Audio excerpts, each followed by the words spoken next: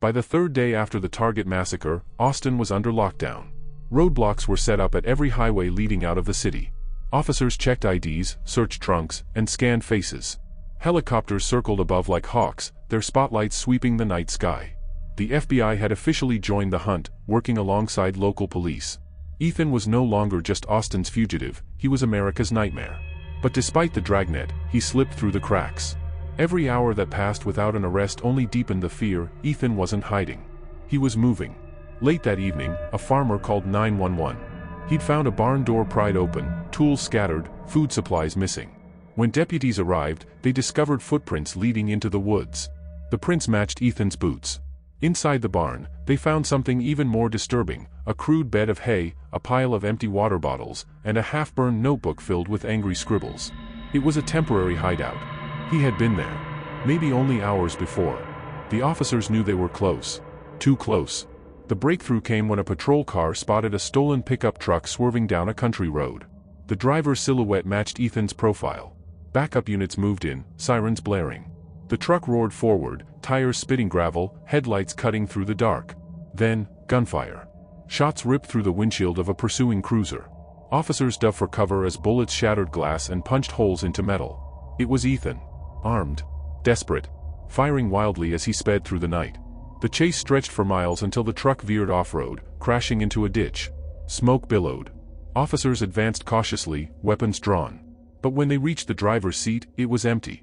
Ethan had vanished into the trees. Again. The shootout sent shockwaves across Texas.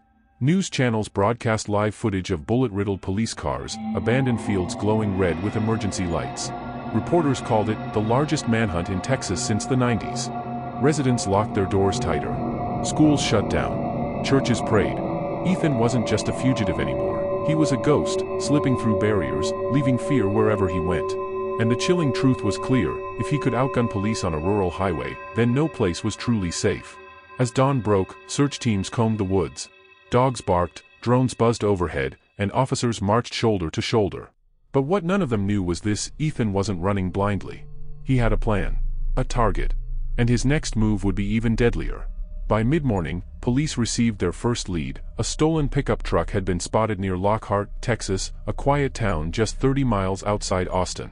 Lockhart was small, the kind of place where everyone knew each other, a barbecue capital with family diners and church bells ringing on Sunday mornings.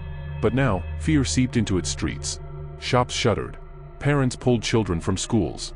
The local sheriff's office was flooded with calls. Every shadow, every noise was reported as Ethan. The town was paralyzed. Around noon, security cameras at a rural gas station captured something chilling. A man, thin-build, wearing a hoodie, approached the register. He paid cash for gas, bottled water, and beef jerky. He never looked up. The cashier later told investigators his hands were trembling, his eyes bloodshot, his face pale. It was Ethan.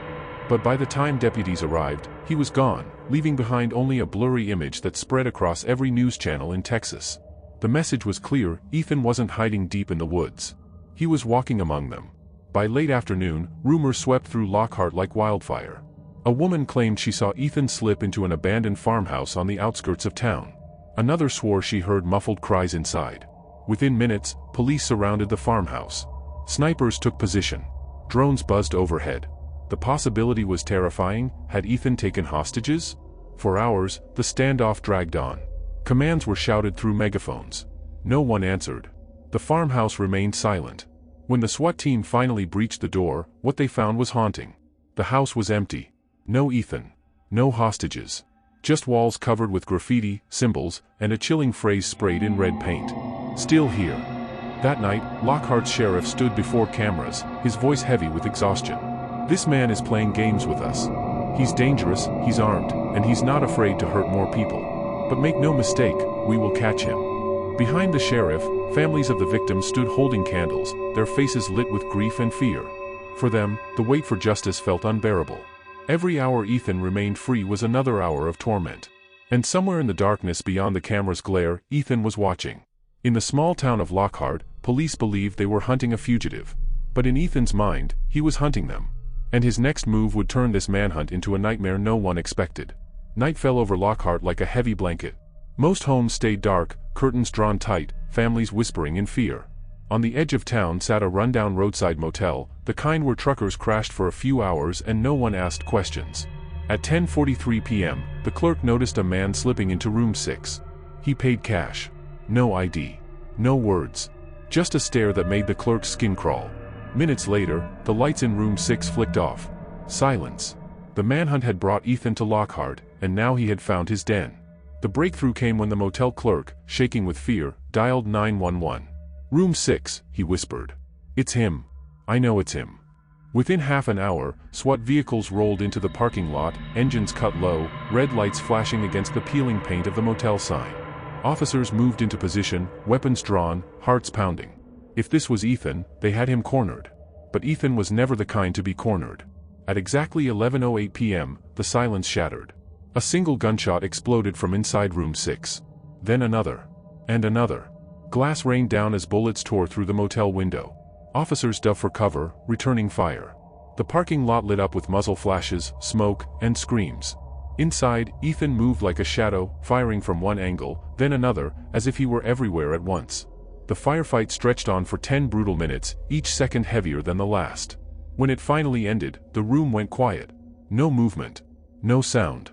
Officers inched forward, shields raised. The door was blown open. Room 6 was empty. A back window was shattered. Blood smeared across the sill. Ethan had slipped out again, wounded, but alive.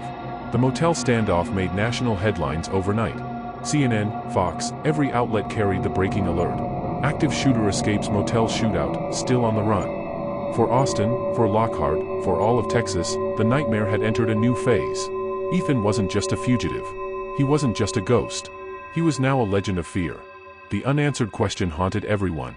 If Ethan could vanish in a hail of gunfire, where would he strike next? As the sun rose over Lockhart, blood still stained the motel parking lot, officers nursed their wounds, and reporters swarmed the scene. But in the shadows of the Texas backroads, Ethan moved onward, broken, bleeding, yet more dangerous than ever. And in episode 4, the chase would take a deadly new turn, when Ethan finally chooses his next victim.